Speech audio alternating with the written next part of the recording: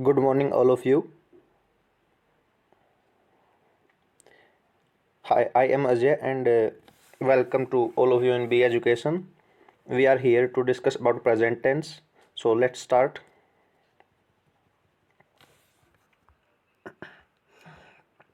देखो, ये सब तो हमें पता है कि प्रेजेंट में चार पार्ट होते हैं: present indefinite, present continuous, present perfect and present perfect continuous. तो हम एक एक करके सबको पढ़ लेते हैं, उसके बाद इनके ऊपर क्वेश्चंस देख लेंगे कि हमारे एग्जाम्स में कैसे आते हैं। ठीक है, तो चलिए स्टार्ट करते हैं हम प्रेजेंट इंडेफिनिट टेंस से। प्रेजेंट इंडेफिनिट टेंस की सबसे पहले हम स्ट्रक्चर देख लेते हैं कि इसमें जो सेंटेंस है वो कैसे लिखा जाता है। तो इसके लिए कुछ जो बेसिक फार्मूले हैं एक सेंटेंस की स्ट्रक्चर के लिए वो लिखे हुए हैं। ये है ना, हमने स्कूल लेवल में सबने ये पढ़े होते हैं कि क्या लिखते हैं भाई। सब्जेक्ट के बाद V1 आता है, V5 आता है, उसके बाद ऑब्जेक्ट आता है, नेगेटिव फॉर्म में डू डज लगता है, उसके बाद नोट लगता है, उसके बाद V1 लगता है। इंटरोगेटिव में डू डज हम सब्जेक्ट के पहले लिखते हैं। अच्छा, डू और डज इसमें हेल्पिंग वर्ब का काम करते हैं। जब भी डू और डज आ जाएगा इसमें सिंपल V1 यूज़ होगा। ठीक है, उसमें उसके जिस भी सेंटेंस में डू और डज लग गया ना, उस सेंटेंस में हम V5 कभी भी नहीं लगा सकते। V5 कुछ नहीं होता, बेसिकली V1 के साथ SEIS जोड़ दिया जाता है तो वो V5 से रिप्रेजेंट किया जाता है। ठीक है, इनके अलावा भी देखो, दो नीचे मैंने जो लिखी हैं, ये वाली जो स्ट्रक्चर्स लिखे ना, ये भी हमारी प्रेजेंट इंडेफिनिट टेंस की ही हैं कि सब्जेक्ट के बाद इज एम आर आए, उसके बाद डायरेक्ट ऑब्जेक्ट आ जाए, या सब्जेक्ट के बाद हैज हैव आए, या उसके बाद डायरेक्ट ऑब्जेक्ट आ जाओ। इसमें बेसिकली ध्यान रखना, जो हमारे हैज हैव हैं और इज एम आर हैं, ये हमारी मेन वर्ब का काम करते हैं सेंटेंस में। ठीक है, इतना क्लियर है सबको? चलिए देखो, हमने फार्मूले तो देख लिए। मेन हमारा जो पर्पज़ है पढ़ने का वो ये है कि हम इसको सेंटेंस में यूज़ कैसे करते हैं। मेनली हमें पता होना चाहिए कि किस किस सेंटेंस में हम प्रेजेंट इंडेफिनिट टेंस को यूज़ कर सकते हैं। तो चलिए स्टार्ट करते, देखते हैं इनका यूज़ कैसे होगा। देखो, कुछ हमारी एक्टिविटीज़ होती है जो प्रेजेंट इंडेफिनिट टेंस के अंडर आती हैं, जिनको हम कंसिडर कर सकते हैं। फॉर एग्जाम्पल, जैसे हमारे रेगुलर एक्शंस हैं। आई कम हियर डेली, कि मैं यहाँ हर रोज़ आता हूँ। ठीक है, काम मैं रोज़ करता हूँ, तो भाई सीधी बात है, इसको प्रेजेंट इंडेफिनिट टेंस में ही लिखा जाएगा। यहाँ पे जो इरेगुलर एक्शन लिखा है, इसका मतलब ये नहीं है कि ये रेगुलर से जस्ट उल्टा हो गया। इरेगुलर का मतलब ये है कि जो हमें मतलब सडन बेसिस पे कुछ हो जाए, अर्थक्वेक आ गया, बाढ़ आ गई, ये हमारे इरेगुलर एक्शंस हैं। ये कभी रेगुलर बेसिस पे तो हो नहीं सकते। ठीक है ना, जैसे कि अर्थक्वेक कम्स इन जापान। कुछ हमारी हैबिट्स हो गई, जैसे मुझे मीठा खाना पसंद है, मैं हर रोज़ स्वीट खाता हूँ, तो उसको लिख देंगे। ये कोई सिगरेट पीता है उसको लिख देंगे, कोई ड्रिंक करता है, ये हमारी हैबिट्स हो जाती हैं। जैसे इसने लिखा ही स्मोक्स। अच्छा, यूनिवर्सल ट्रुथ ये है जो कभी चेंज ही नहीं होने। देखो, जैसे लिखा है कि सनराइज इन द ईस्ट, ऐसा तो कभी है नहीं कि कल सन जो है वेस्ट से निकलना स्टार्ट हो जाएगा। ये सारी चीज़ें जो हैं हमारी प्रेजेंट इंडेफिनिट टेंस में कंसीडर होती हैं। उसके बाद देखो, जो हमारी जो हमारी न्यूज़पेपर की हेडलाइंस होती हैं, जो कमेंट्री करते हैं स्पोर्ट्स में, ये सब जो बातें होती हैं ना, ये हमारी सिंपल प्रेजेंट टेंस में ही लिखी जाती हैं। कभी भी आप कोई भी इंग्लिश का न्यूज़पेपर उठा के देख लेना, उसकी जो हेडिंग होगी, जो मोटे मोटे अक्षरों में लिखी होती है, वो हमेशा प्रेजेंट इंडेफिनिट टेंस में ही लिखी होती है। और हम कैसे पहचानते हैं प्रेजेंट इंडेफिनिट टेंस से? उसमें या तो V1 मिलेगी या फिर V5 मिलेगी। वर्ब से ही तो पहचाना जाता है किसी टेंस को। जैसे इसमें एग्जाम्पल लिखा, PM leaves for China next week, यानी कि जो प्रधानमंत्री जी हैं वो अगले हफ्ते चाइना जा रहे हैं। ठीक है, उसके बाद एग्जाम्पल लिखा, देखो जो क्रिकेट कमेंट्री है ना, स्पोर्ट्स कमेंट्री, उसके बारे में, जैसे कि Sachin strikes the ball end of it goes across the boundary lines, कि सचिन ने बॉल को स्ट्राइक किया, उसके बाद ये बाउंड्री लाइन के पार चली गई। ठीक है, अब देखो यहाँ पे कुछ वर्ड्स लिखे हुए हैं जो हमारे हैबिचुअल एक्शन को रिप्रेजेंट करते हैं। जैसे सेल्डम हो गया, कभी कभार, यूजुअली हो गया, जो आमतौर पर बातें होती हैं, समटाइम्स भी कभी कभार, ऑफन भी होता है, जिसको हम हिंदी में लिख देते हैं प्राय, एवरीडे यानी कि हर रोज़। फॉर एग्जाम्पल देखो, ही ऑलवेज टॉक्स नॉनवेज, वो हमेशा। चलिए इसका नेक्स्ट यूज़ देखते हैं। इसमें लिखा हुआ जैसे कि indefinite form is used with if, वहन, वहन एवर। ये ऐसे वर्ड हैं जिनके साथ हमेशा इनडेफिनिट फॉर्म ही लगती है। उससे हमें फ़र्क नहीं पड़ता इनडेफिनिट कौन से टेंस का, पास्ट टेंस का, परफेक्ट टेंस का है, सॉरी पास्ट टेंस का, प्रेजेंट टेंस का है, फिर फ्यूचर टेंस का है, इनडेफिनिट फॉर्म ही आएगी, मतलब आएगी। जैसे whenever he gets time he watches films, ये हमारा एग्जाम्पल हो गया प्रेजेंट इंडेफिनिट का। एक एग्जाम्पल होता है जो इमेजिनेशंस होती है हमारी, उस केस में ये लिख लेते हैं, जैसे इफ़ आई वर। ये जो एग्जाम्पल होता है ना हमारा, पास्ट इंडेफिनिट के फॉर्म में होता है। इसका मतलब यही है, हम ये रिप्रेजेंट कर रहे हैं कि भाई इफ़ आ जाए, वहन आ जाए, या फिर वहन एवर आ जाए, इनके बाद जो भी टेंस आएगा वो हमारा इंडेफिनिट फॉर्म में ही आएगा। क्लियर है? अब देखो यहाँ पे दो वर्ड ऐसे लिखे हुए हैं, नेवर और ऑलवेज। ये ऐसे वर्ड्स हैं जिसको हम प्रेजेंट इंडेफिनिट में भी यूज़ कर सकते हैं और प्रेजेंट परफेक्ट में भी यूज़ कर सकते हैं। ठीक है, देखो एग्जाम्पल लिखा हुआ है इसमें, ही ऑलवेज स्पीक्स ट्रूथ। ये जो एग्जाम्पल है ये हमारा प्रेजेंट इंडेफिनिट का हो गया। अब इसके बाद फर्स्ट एग्जाम्पल देखो, he has always been a friend of mine, कि वो हमेशा से मेरा दोस्त है। ये हमारा एग्जाम्पल हो गया प्रेजेंट परफेक्ट का। ठीक है, चलिए नेक्स्ट टेंस देखते हैं, हमारा present continuous tense. Same thing, सबसे पहले फॉर्मूलेज हैं, सब्जेक्ट, सब्जेक्ट के बाद is am are helping verb का काम करेंगे, उसके बाद V4 होता है हमारा V1 प्लस ING, उसके बाद ऑब्जेक्ट, नेगेटिव है तो भाई हेल्पिंग वर्ब के बाद नोट लग जाएगा, इंटरोगेटिव है तो हेल्पिंग वर्ब्स हमारी सबसे पहले लिखे जाएंगे, उसके बाद सब्जेक्ट आ जाएगा। मेन काम हमारा यही है कि हम इसके यूजेस देख लेते हैं कि इसको हम सेंटेंस में यूज़ कैसे करते हैं। देखो प्रेजेंट इंडेफिनिट टेंस में हमने पढ़ा था रूटीन वर्क के लिए, या जो हमारा रूटीन एक्शन होता है उसके लिए हम यूज़ करते हैं सिंपल प्रेजेंट टेंस। लेकिन इन दोनों में थोड़ा फ़र्क है। जो हमारा परमानेंट रूटीन एक्शन होता है ना, उसको तो हम सिंपल प्रेजेंट टेंस यानी कि प्रेजेंट इंडेफिनिट टेंस में लिख देते हैं। लेकिन हमारा कोई रूटीन एक्शन ऐसा है जो टेम्परेरी बेसिस पे है, यानी कि वो अभी है, पहले नहीं था, बाद में नहीं होगा। तो ऐसा कोई भी हमारा रूटीन एक्शन होगा ना जो टेम्परेरी बेस पे होगा, उसको हम प्रेजेंट कंटिन्यूस टेंस में लिखेंगे। ठीक है, for example I am preparing for competitive exams now days. आजकल जो पूछा जाता है ना कि आजकल क्या कर रही हो, उसका रिप्लाई यही कि आजकल मैं कॉम्पिटिटिव एग्जाम्स की तैयारी कर रहा हूँ। ठीक है, अच्छा अगर हमारे जस्ट नियर फ्यूचर में कुछ होने वाला है, उसको भी हम प्रेजेंट कंटिन्यूस टेंस में रिप्रेजेंट कर सकते हैं simply. For example I am going to Mumbai tomorrow, यानी कि कल मैं मुंबई जा रहा हूँ। सिंपल है। इसके बाद देखो कुछ वर्ड्स लिखे हुए हैं, प्रेजेंटली हो गया, एट प्रेजेंट हो गया, एट द मोमेंट हो गया, नाउ हो गया, स्टिल हो गया।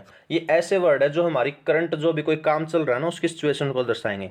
और जैसा हमें पता है कि जो काम अभी तुरंत चल रहा है तो हम उसको किस में लिखेंगे, प्रेजेंट कंटिन्यूस टेंस में। ठीक है, ये देखो, don't disturb him, he is studying at the moment, यानी कि इस टाइम वो पढ़ रहा है, उसको डिस्टर्ब मत करो।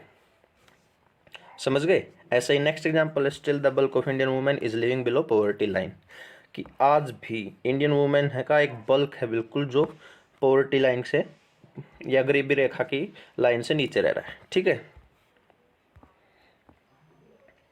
ये वाले कुछ वर्ड्स हैं जो आपको रीड भी करने हैं और याद भी करने हैं। ठीक है ना, ये पूरी टेबल याद करनी है। वो वाले वर्ड हैं जो हमेशा कभी भी डायरेक्ट कंटिन्यूस टेंस में इस्तेमाल नहीं होंगे।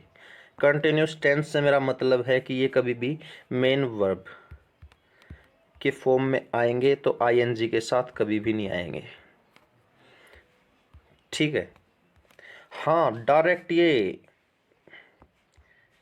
ऐसे आ सकते हैं,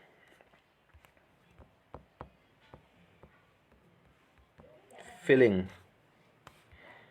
स्मेलिंग। देखो ING के साथ तो आ गई है, लेकिन ये मेन वर्ब के रूप किसी भी सेंटेंस में मेन वर्ब का काम नहीं करेंगे। जब भी ये ING के साथ आएंगे तब ये हमारा काम करेंगे एडजेक्टिव का। ठीक है, याद रखना इस चीज़ को, जब भी ये वर्ड ING फॉर्म के साथ आएंगे हमारा एडजेक्टिव का काम करेंगे। और कोई भी वर्ब ING के साथ किसी एडजेक्टिव का काम करते हैं ना, उसको हम जीरंड बोलते हैं। क्या बोलते हैं? जीरंड। ठीक है, अभी 1 मिनट का ब्रेक लेते हैं, उसके बाद हमारा नेक्स्ट टेंस स्टार्ट करेंगे जो कि हमारा प्रेजेंट परफेक्ट टेंस।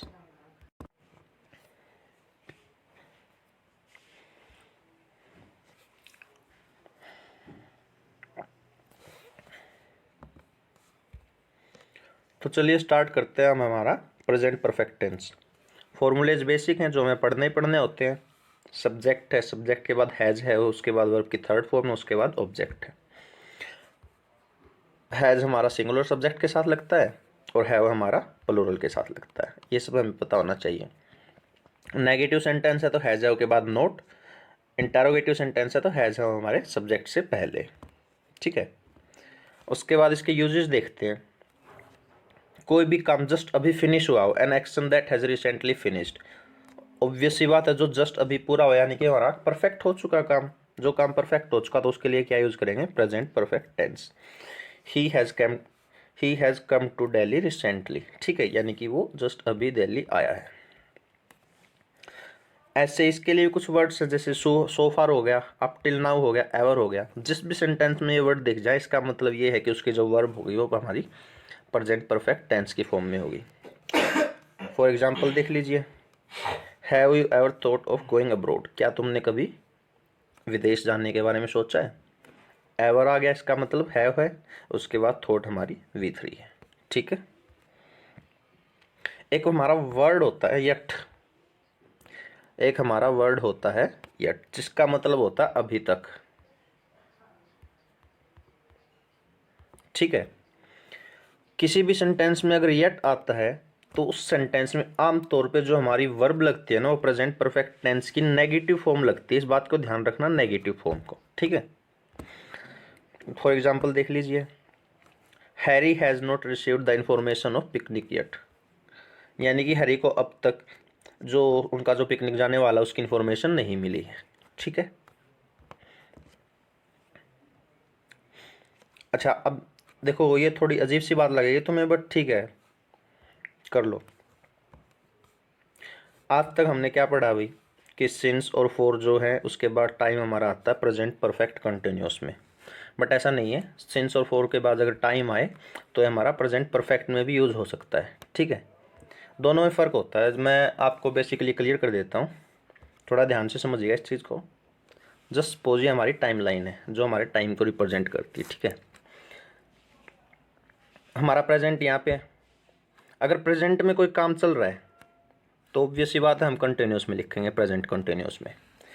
अगर कोई काम हमारा यहाँ तक ख़त्म हो गया है उसको लिखेंगे हम परफेक्ट में।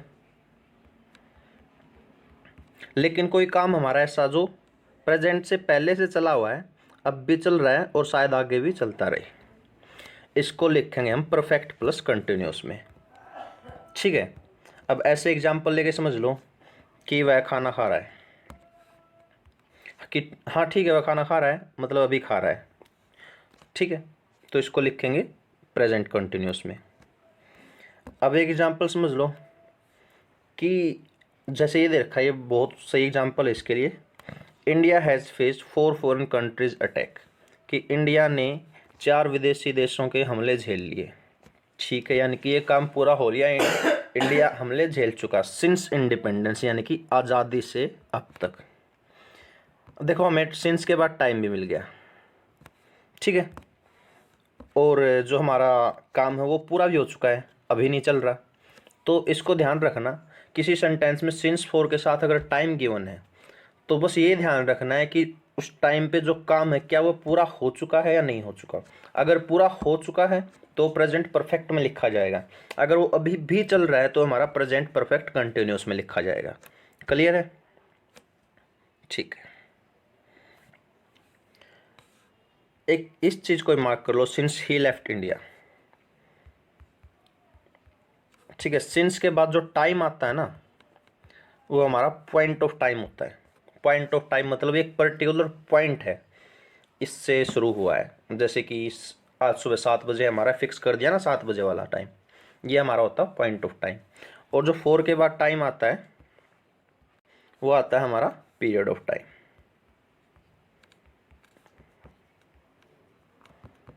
पीरियड जैसे हमारा 1 हफ्ता 1 वीक हो गया, 2 आवर्स 2 घंटे हो गया, 1 साल हमारा, ये सब हमारे क्या हो गए, पीरियड। जैसे इसने लिखा सिंस ही लेफ्ट इंडिया, एक पर्टिकुलर टाइम पे उसने इंडिया छोड़ा होगा ना, ऐसा तो है नहीं कि वो सिर्फ 2 घंटे से इंडिया छोड़ ही रहा है। तो ये हमारा क्या हो गया, पॉइंट ऑफ टाइम हो गया। और पॉइंट ऑफ टाइम के साथ हमने क्या यूज़ करना है, सिंस, और पीरियड ऑफ टाइम के साथ क्या यूज़ करना है, फॉर। सिंस और फॉर को, इन चीज़ों को लेके, पॉइंट टाइम को लेके मैक्सिमम टाइम हमें एग्जाम में क्वेश्चंस मिल जाते हैं और हम इनको प्रैक्टिस में भी सोल्व करेंगे, ठीक है। नेक्स्ट है हमारा प्रेजेंट परफेक्ट कंटिन्यूस टेंस। ऐसा ये टेंस कुछ ज़्यादा इंपॉर्टेंट है नहीं, बट इसके स्ट्रक्चर्स हैं, इसी के ऊपर बेसिस के क्वेश्चंस बनते हैं, ठीक है। बस फॉर्मूले आपने ध्यान से देखने और समझना है कि इसको कैसे लिखते हैं। सब्जेक्ट के बाद हैज है लगता है, उसके बाद बीन, ठीक है, उसके बाद V1 प्लस ING यानी कि हमारा V4 लगता है, उसके बाद ऑब्जेक्ट होता है, उसके बाद सिंस फॉर और टाइम। क्लियर है? सिंस या फॉर में से कोई एक आ गया, उसके बाद टाइम आएगा। नेगेटिव है तो has have plus not been हो जाएगा। इंटरोगेटिव है तो हैज हैव हमारा सब्जेक्ट से पहले आ जाएगा। क्लियर है? आई होप आप सभी को इतना सब कुछ क्लियर होगा। अगर इतना कर लिया हो तो हम बढ़ते हैं हमारी एक्सरसाइज पे। अब देखते हैं हमारे एग्जाम में क्वेश्चंस कैसे आते हैं। ठीक है, अभी आपके सामने 2 क्वेश्चंस हैं, आप टाइम लीजिए और इनको सोल्व करने की कोशिश कीजिए, उसके बाद मैं करवा ही दूंगा। आप क्रॉस चेक कर लेना आपके सही हुए हैं या नहीं हुए।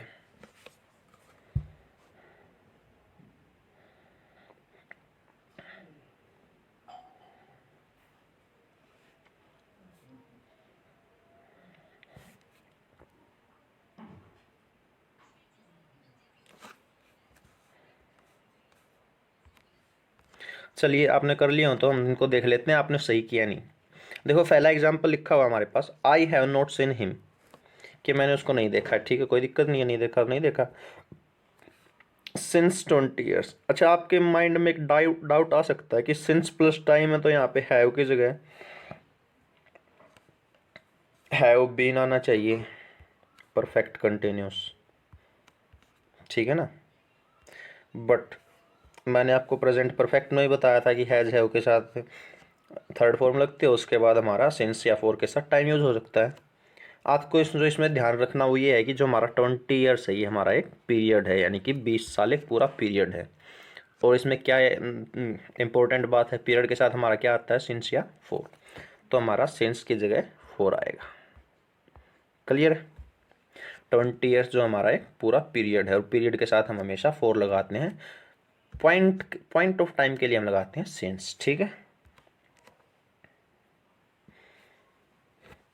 चलिए सेकंड क्वेश्चंस देखिए। अब देखो, इसमें भी पीरियड की बात हो रही है, मोर देन 3 ईयर्स, लेकिन यहाँ पे 4 लगा है, तो इसका मतलब ये बिल्कुल सही है। लेकिन दिक्कत ये है, एम्पलिंग लिखा हुआ है। हमारा कॉन्टिन्यूस टाइम, जब भी हम किसी सेंटेंस को कॉन्टिन्यूस टेंस में लिखते हैं उसमें हम कभी भी टाइम नहीं लगाते भाई। अभी तो बताया था, कॉन्टिन्यूस का मतलब ही जस्ट प्रेजेंट में जो चल रहा होता है।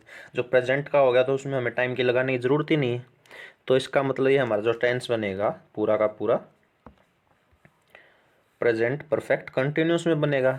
और एम प्लेइंग की जगह क्या लिखेंगे, हैव बीन प्लेइंग। क्लियर है? चलिए नेक्स्ट देखते हैं। सेम ये 3 क्वेश्चंस हैं, एक बार आप ट्राई कर लीजिए, उसके बाद क्रॉस चेक कर लेना सही है या गलत है। ठीक है,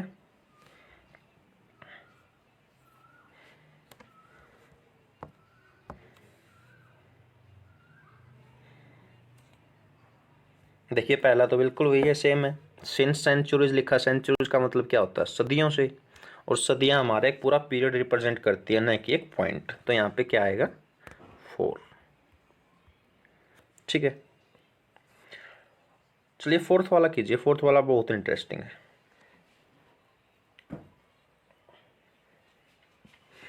चलो अब देखिए, इसमें लिखा हुआ है हैज टुक। हमने कभी भी ऐसा कोई सेंटेंस नहीं देखा जिसमें हैज या हैव के बाद V2 आए। हमारी हैज और हैव के बाद हमेशा V3 आती है। ठीक है, तो क्या बनेगा, टेक, टुक और टेकन। तो यानी कि V3 हमारी क्या है, टेकन। टुक की जगह क्या आएगा, टेकन। फिफ्थ वाला भी बिल्कुल सेम है पहले वालों की तरह। फॉर 3 ईयर्स यानी कि 3 साल का पीरियड है। अगर पीरियड गिवन है तो प्रेजेंट कंटिन्यूस नहीं यूज कर सकते, हम क्या करेंगे, प्रेजेंट परफेक्ट कंटिन्यूस यूज करेंगे। तो हैज बीन गोइंग लिख देंगे यहाँ पे।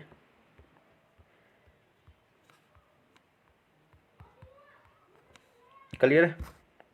चलिए नेक्स्ट देखते हैं। हाँ, सिक्स्थ वाला थोड़ा ध्यान से करना, हो जाए तो बहुत अच्छा, वरना मैं तो करवा ही दूंगा।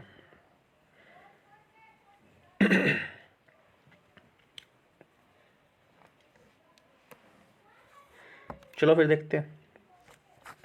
देखो एक बेसिक सी बात याद रखना, अगर कोई सेंटेंस इंटरोगेटिव नहीं है, अगर कोई सेंटेंस इंटरोगेटिव नहीं है, उस केस में जो हमारी WH वर्ड होते हैं या हेल्पिंग वर्ब होती है, जो WH वर्ड होते हैं वो हमारे प्रोनाउन का काम कर सकते हैं, कंजक्शन का काम कर सकते हैं, कुछ भी कर सकते हैं।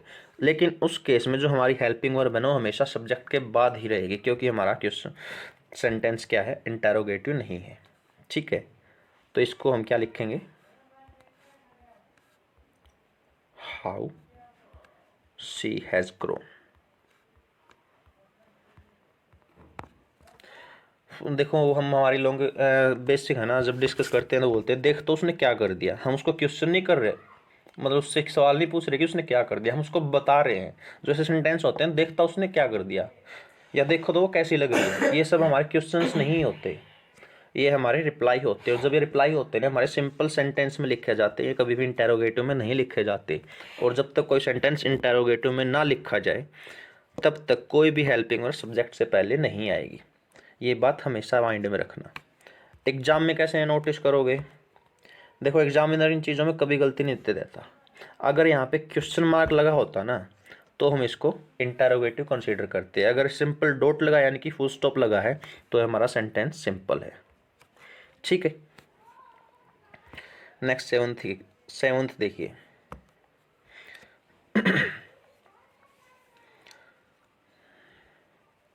देखो प्रेजेंट कंटिन्यूस में कुछ मैंने वर्ब्स लिखवाई थी, वहाँ पे हैज़, हैव, पोजेस, लास्ट में कुछ ऐसे वर्ड भी थे जो हमारा किसी चीज़ पे पोजेशन दिखाते हैं। ये वर्ड जो हमारे किसी भी कारणवश कंटिन्यूस टेंस में इस्तेमाल नहीं होते। ठीक है ना, क्लियर है।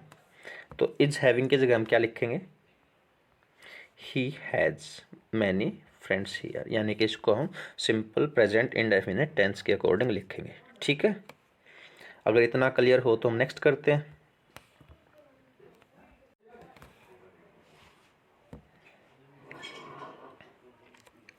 चलिए 8th एग्जाम्पल करते हैं।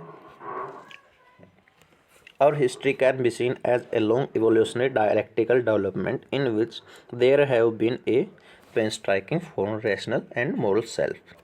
देखो बेसिकली ये जो एग्जाम्पल हमारा कह रहा है ना कि हमारी जो इतिहास उसको कैसा देखा गया है कि वो इवोल्यूशनरी है, जहाँ पे बहुत सारे विद्रोह वगैरह हुए हैं, उनसे डायलेक्टिकल यानी कि खींच तोड़ के डेवलप हुई है।